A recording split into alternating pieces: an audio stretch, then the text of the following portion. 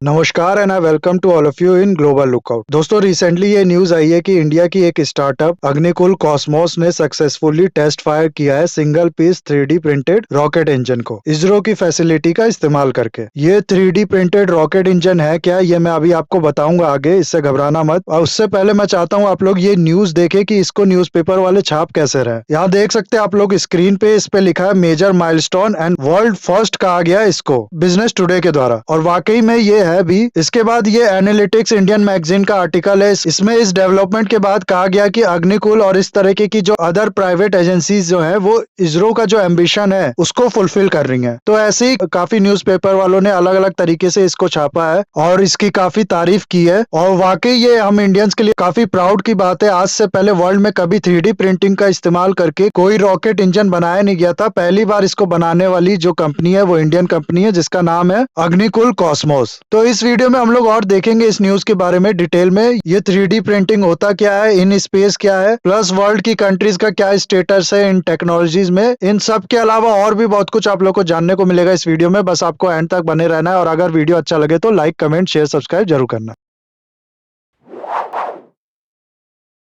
तो देखो, हुआ क्या है कि अग्निलैट एक इंजन का नाम है जिसको बनाया गया अग्निकुल कॉस्मोस द्वारा। इस इंजन को टेस्ट फायर किया गया रिसेंटली और ये टेस्ट सक्सेसफुल रहा है। लास्ट ईयर भी इसका जो टेस्ट किया गया था वो सक्सेसफुल रहा था, लेकिन वो टेस्ट था केवल इंजन के लिए। इस टेस्ट में जो इसका मटेरियल यूज्ड है वो विथ स्टैंड कर पाएगा कि नहीं ओवर द टाइम, उसके लिए किया जाना था, और ये भी टेस्ट सक्सेसफुल रहा है। इसरो के विक्रम साराभाई स्पेस सेंटर के वर्टिकल टेस्ट फैसिलिटी से ये टेस्ट किया गया है, और इसके बाद अग्निबाण जो कि एक रॉकेट है वो बनाने का प्लान है इस कंपनी का, उसमें फिर इस इंजन को यूज करेगी ये कंपनी। तो नाम से कंफ्यूज मत होना, सबसे पहले है कि अग्निकुल कॉस्मोस जो कि इस कंपनी का नाम है, फिर है अग्निलैट जो एक इंजन बनाया है इस कंपनी ने, उसका नाम है जिसको अभी टेस्ट फायर किया गया है, और अग्निबाण उस रॉकेट का नाम है जिसको आगे ये बनाएगी।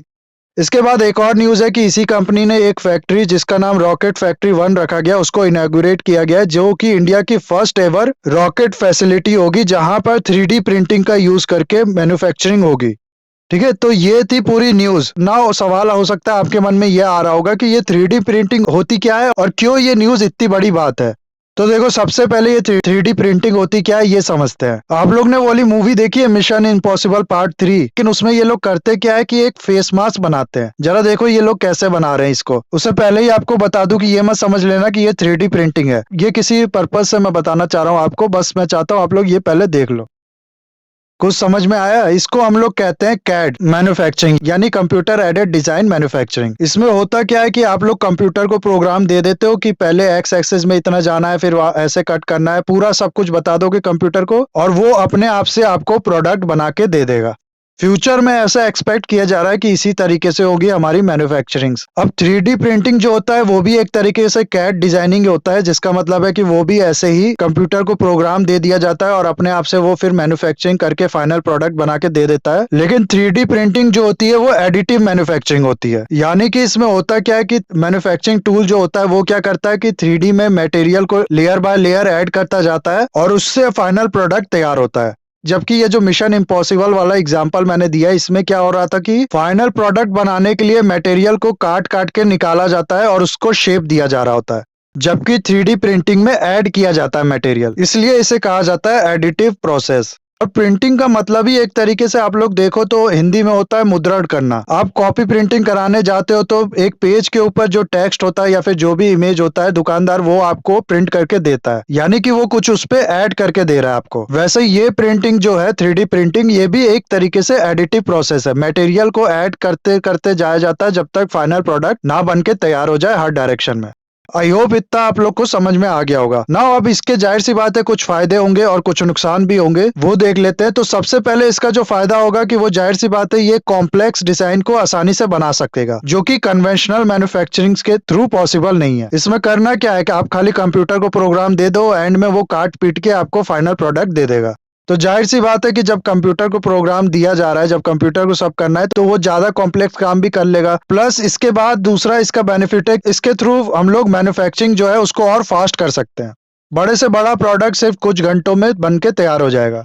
इसके बाद इसमें डिजाइन मैन्युफैक्चरिंग करना भी आसान होगा, क्योंकि आजकल होता क्या है कि जो कन्वेंशनल मैन्युफैक्चरिंग प्रोसेस है उसमें कोई चेंज करने से कंपनियां डरती हैं, क्योंकि ये टाइम टेकिंग होता है। नए मॉडिफिकेशन करके नए प्रोडक्ट का बनाना जो होगा वो उसमें टाइम लगेगा। प्लस ये जो नया मॉडिफिकेशन होगा ये सक्सेस भी हो पाएगा कि नहीं, इसकी भी कोई गारंटी नहीं है। तो इसलिए जो होता है मॉडिफिकेशन करने से, कोई चेंज करने से ये कंपनियां डरती हैं, लेकिन इस प्रोसेस के थ्रू मॉडिफिकेशन करना भी आसान हो जाएगा।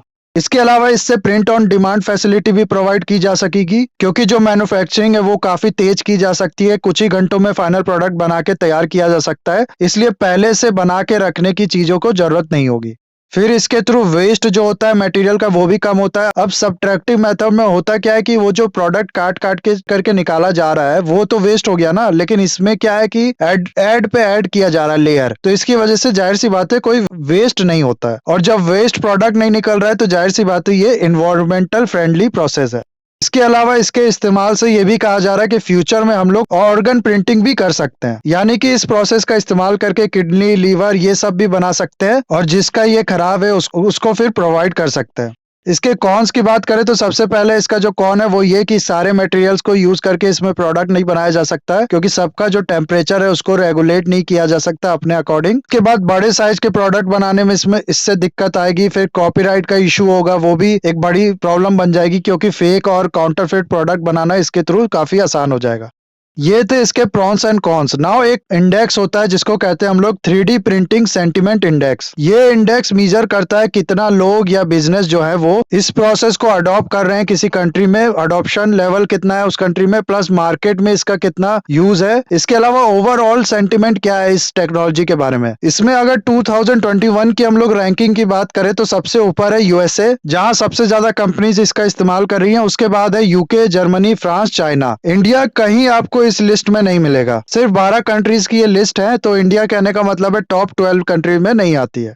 यूएस, यूके में तो इसका इस्तेमाल करके पूरा घर बनाने की बात हो रही है। कुछ ड्रोन है, ड्रोन को आप लोग प्रोग्राम कर दो खाली, फिर वो ड्रोन जो है मिलके घर बना देंगे। नीदरलैंड में एक प्रोजेक्ट माइलस्टोन को इम्प्लीमेंट किया गया था, जिसमें 5 घरों को बनाया गया था ऐसे ही 3D प्रिंटिंग टेक्नोलॉजी का यूज करके के एंडोवर सिटी में। इंडिया में भी एक प्राइवेट कंपनी ने एक घर बनाया था इस टेक्नोलॉजी का यूज करके, और यूएसए, यूके में भी ऐसा काम हो चुका है। इसके अलावा जैसा कि हम लोग ने देखा कि अब तो इंडिया ने जो है रॉकेट इंजन ही बना दिया है 3D प्रिंटिंग का यूज करके, जो वाकई में बहुत बड़ी डेवलपमेंट है और काफी ज्यादा प्राउड फील करने की बात है इंडियंस के लिए। ना अब ये इन स्पेस है क्या, ये देख लेते हैं। दरअसल हुआ क्या है कि इन स्पेस की मदद से, यानी इन स्पेस जो है वो उसने सपोर्ट प्रोवाइड की है इस कंपनी को, तब इसने जो जाके है रॉकेट इंजन बनाया है। अब ये इन स्पेस है क्या, ये देख लेते हैं। तो देखो, इन स्पेस एक ऑर्गेनाइजेशन सेटअप किया गया था गवर्नमेंट ऑफ इंडिया द्वारा स्पेस में प्राइवेट पार्टिसिपेशन बढ़ाने के लिए। होता क्या है कि देखो, गवर्नमेंट के पास बहुत काम है, लोगों को खाना प्रोवाइड करना है, हेल्थ प्रोवाइड करना है, बच्चों को एजुकेशन देनी है, और भी बहुत तरह के खर्चे हैं, डिफेंस में खर्चा करना है। इसलिए जो इसरो का बजट है वो बहुत ज्यादा लिमिटेड है। इसीलिए गवर्नमेंट चाहती है कि प्राइवेट कंपनीज को भी इसमें इन्वाइट किया जाए, वो लोग भी आके इस लाइन में काम करे, ताकि इंडिया की जो स्पेस रिसर्च की तरफ जो डेवलपमेंट है वो और तेजी से बढ़ सके, और इसका फायदा उन प्राइवेट कंपनीज को और इंडिया को मिल सके। इसी चीज को फैसिलिटेट करने के लिए इन स्पेस लॉन्च किया गया था, जिसका फुल फॉर्म है Indian national space promotion and authorization centre. ये department of space government of India के अंदर आता है। ये एक तरीके से रेगुलेटिंग और कंट्रोलिंग बॉडी है। ये सिंगल विंडो क्लियरेंस प्रोवाइड करता है, जितने भी परमिशन चाहिए होते हैं प्राइवेट कंपनीज को उनके लिए एक ही जगह पे, प्लस बाकी तरीके की मदद, जैसे कि इसरो की किसी फैसिलिटी, किसी इंफ्रास्ट्रक्चर का यूज करना हो तो उसके लिए भी ये मदद प्रोवाइड करता है। ये एक नोडल एजेंसी है, मतलब कि ये खुद से अपने डिसीजन ले सकती है। 2020 में इसको सेटअप किया गया था, और ये अकेली एक ऑर्गेनाइजेशन नहीं है। इसके अलावा 2019 में NSIL को भी सेटअप किया गया था। उसके अलावा अंतरिक्ष ऑर्गेनाइजेशन भी है गवर्नमेंट ऑफ इंडिया का। ये सब मिलके जो प्राइवेट कॉर्पोरेशन है वो प्रोवाइड करते इंडिया के स्पेस रिसर्च के लिए। ना हो सकता है आप लोग के मन में ये सवाल आ रहा होगा, तो फिर ये 3-3 ऑर्गेनाइजेशन की जरूरत ही क्या है जब एक ही काम तीनों कर रहे हैं। तो देखो, थोड़ा अंतर है इन सब में। जो इन स्पेस है वो एक तरीके से रेगुलेटिंग और कंट्रोलिंग बॉडी है। जितनी भी प्राइवेट कंपनीज इस लाइन में एंटर कर रही है उनको ये प्रमोट करेगी, उनको मदद प्रोवाइड करेगी, उनको जो क्लियरेंस चाहिए होगी, जो सर्विस चाहिए होगी, वो सब एक जगह पे प्रोवाइड करेगी। उसके अलावा NSIL जो है ये भी डिपार्टमेंट ऑफ स्पेस के अंदर एक ऑर्गेनाइजेशन है। इसका काम है कि इंडियन कंपनीज जो है उनको पोटेंशियल बढ़ाए, ताकि वो कंपनीज और डेवलप कर सके और इसका फायदा पूरे देश को और उस कंपनी को मिल सके। इसके लिए ये करती क्या है कि इसरो के जो टेक्नोलॉजी है वो ट्रांसफर करती है इन कंपनीज को। किसी कंपनी को इसरो के साथ मिलके कोई चीज बनानी हो, कोई कुछ डेवलप करना हो तो उसमें ये मदद करती है। तो ये एक तरीके से कॉमर्शियल आर्म है, लेकिन इसका जो काम है वो इंडियन कंपनीज का पोटेंशियल डेवलप करना है। इसके अलावा तीसरा जो ऑर्गेनाइजेशन है वो अंतरिक्ष भी एक तरीके से कॉमर्शियल आर्मी है इसरो का, लेकिन इसका जो पर्पस है वो ये कि ये इसरो को डील लाके देती है। जैसे कि आप लोग ने सुना होगा कि इसरो ने अपना लॉन्चर यूज करके विदेशों की सैटेलाइट लॉन्च की, तो इस तरीके की जो डील होती है जिससे इसरो पैसा कमाता है वो लाके देती है ये इसरो को। तो ये एक तरीके से पूरी कॉमर्शियल आर्म है जिसका मेन पर्पस है प्रॉफिट पहुंचाना इसरो का। और NSIL भी एक तरीके से कॉमर्शियल आर्मी है, लेकिन इसका जो मेन पर्पस है वो इंडिया के प्राइवेट कंपनीज का पोटेंशियल डेवलप करना है। तो आई होप इतना आप लोग को समझ में आया होगा और इस वीडियो को यहाँ हम लोग करेंगे खत्म। आई होप वीडियो भी आपको अच्छा लगा होगा। इसे लाइक, कमेंट, शेयर, सब्सक्राइब जरूर करना। That's all, have a nice day, take